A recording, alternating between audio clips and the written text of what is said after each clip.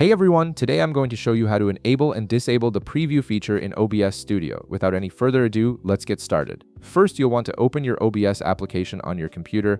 Once the application launches and you can see your main dashboard with all your scenes and sources, direct your attention to the right side of the screen.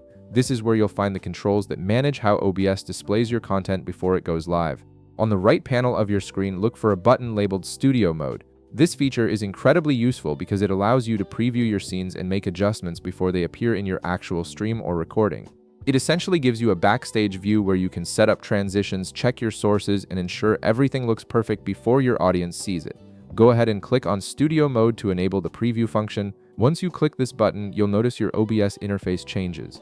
The screen will split into two main sections. On the left side, you'll see your preview window, which shows what you're preparing or editing. On the right side, you'll see your program window, which displays what's currently live or being recorded.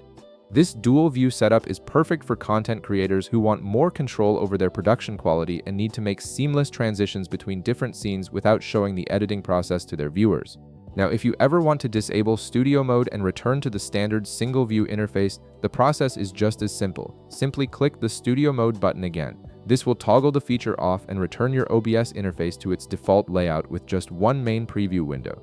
This standard view is great when you're doing simpler recordings or streams that don't require the advanced preview functionality. And that's it. You now know how to switch between Studio Mode and regular mode in OBS, giving you flexibility in how you manage your content creation workflow. If this video helped you out, be sure to leave a like, subscribe, and I'll see you in the next one.